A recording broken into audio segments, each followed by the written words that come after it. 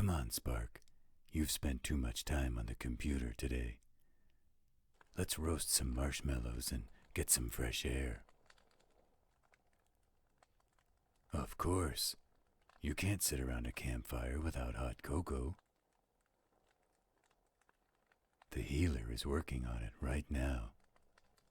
I know, Spark. Extra marshmallows. Are you comfortable? Warm enough? Here you go. Hot cocoa all around. Extra marshmallows for Spark and extra dark for my wolf man. You want a story, huh? How about a poem instead? Like, there was a young man from Kent. No, I don't think those would be good for Spark. Not like that. And don't bother looking all innocent. I know you're pushing my buttons on purpose. Oh, all right, Blondie. What poem did you have in mind? Since it's October, how about something from Edgar Allan Poe? El Dorado is my favorite. Gaily bedight, a gallant knight, in sunshine and in shadow, had journeyed long, singing a song, in search of El Dorado. No, not that one. The last time you recited that one, a certain demon we all know and love conjured a dragon and tried to ride over the mountains of the moon. Spark, what did I tell you about conjuring?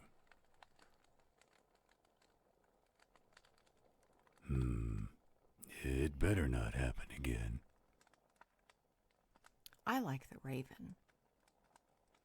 The once upon a midnight dreary, while I pondered weak and weary over many a quaint and curious volume of forgotten lore, while I nodded, nearly napping, suddenly there came a tapping, as of someone gently rapping at my chamber door. "'Tis some visitor," I muttered, tapping at my chamber door.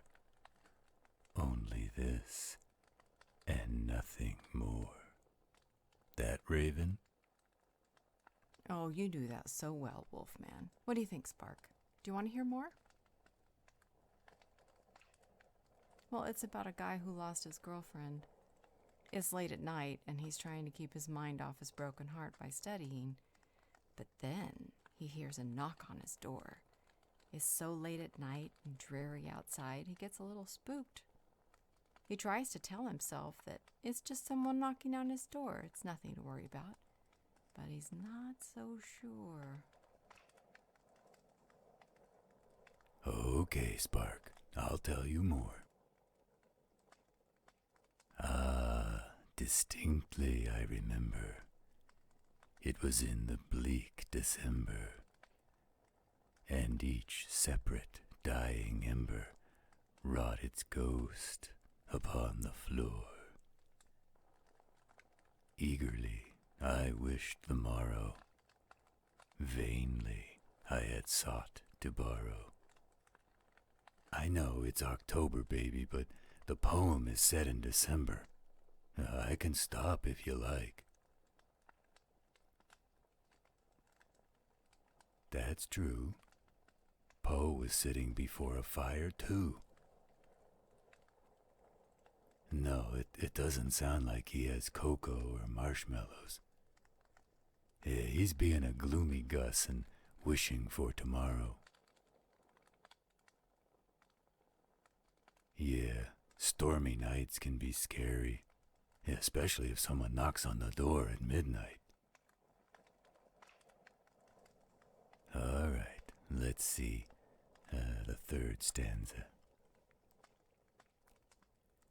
And the silken, sad, uncertain rustling of each purple curtain thrilled me, filled me with fantastic terrors never felt before, so that now, to still the beating of my heart, I stood repeating, "'Tis some visitor entreating entrance at my chamber door. Some late visitor entreating entrance at my chamber door. 'Tis this, and nothing more." Who do you think is at the door? Do you think he'd be so scared if it was his old girlfriend?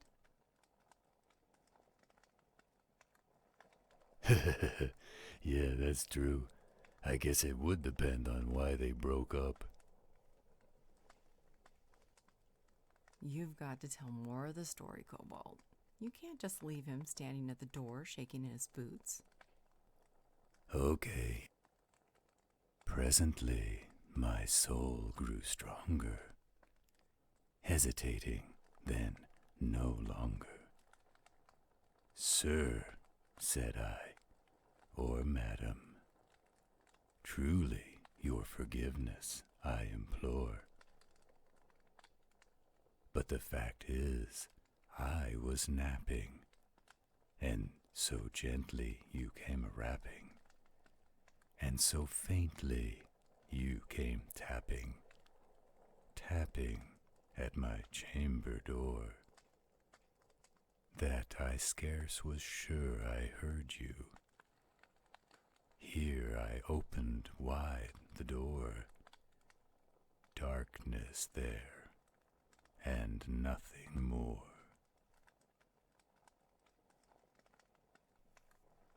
I agree. I might be a bit freaked out if someone knocked on my door and when I opened it, no one was there. Deep into that darkness peering, long I stood there, wondering, fearing, doubting, dreaming dreams no mortal ever dared to dream before. But the silence was unbroken, and the stillness gave no token, and the only word I spoke was the whispered, "Lenore." Merely this, and nothing more.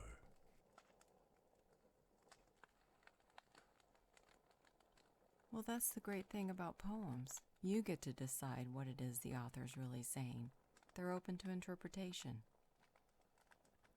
Back into the chamber turning, all my soul within me burning. Soon again I heard a tapping, somewhat louder than before. "Surely," said I, "surely that is something at my window lattice. Let me see then what threat is, and this mystery explore. Let my heart be still a moment, and this mystery explore. 'Tis the wind, and nothing more." I think you're right. I think it's more than the wind. You think it's a vampire? I didn't know vampires knocked on windows. Salem's Lot, huh? I guess I'll have to watch it. Let's see, next part. "Open here I flung the shutter, when, with many a flirt and flutter, in there stepped a stately raven of the saintly days of yore, perched upon a bust of Pallas, just above my chamber door, perched and sat, and nothing more." Pallas is a Greek goddess, but that's a story for another time.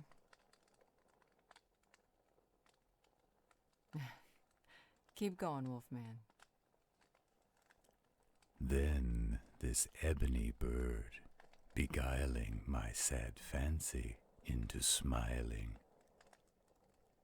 by the grave and stern decorum of the countenance it wore, ghastly grim and ancient raven, wandering from the nightly shore, tell me what thy lordly name is on this night's Plutonian shore. Quoth the raven, nevermore. The raven, sitting lonely on the placid bust, spoke only that one word, as if his soul in that one word did he outpour. Nothing further then he uttered, not a feather then he fluttered, till I scarcely more than muttered, other friends have flown before. On the morrow he will leave me, as my hopes have flown before. Then said the bird, nevermore. That's a good question, Spark. I guess we'll have to listen to the rest to figure it out. The raven, still beguiling my sad fancy into smiling, straight I wheeled a cushioned seat in front of bird and bust and door. Then, upon the velvet sinking, I betook myself to linking fancy unto fancy, thinking that this ominous bird of yore, what this grim, ungainly, ghastly, gaunt, and ominous bird of yore meant in croaking, nevermore. You know you're leaving entire sections out, right? Well, at the rate you two are going through the cocoa and marshmallows, if I don't speed this up, I'm not gonna get any.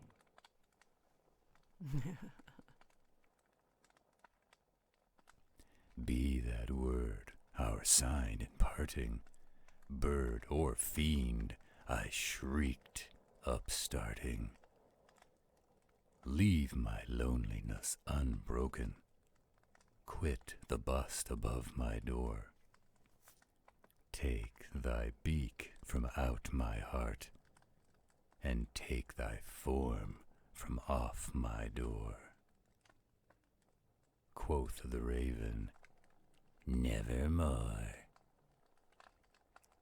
And the raven, never flitting, still is sitting, still is sitting, on the pallid bust of Pallas, just above my chamber door, and his eyes have all the seeming of a demon's that is dreaming, and the lamplight o'er him streaming throws his shadow on the floor, and my soul from out that shadow that lies floating on the floor shall be lifted nevermore.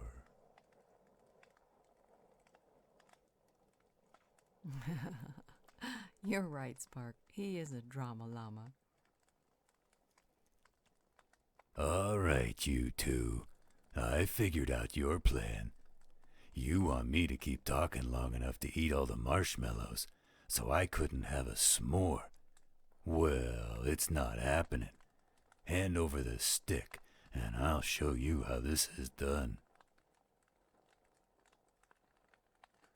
We were doing a pretty good job all by ourselves, but here you go, Wolfman. Show us your prowess.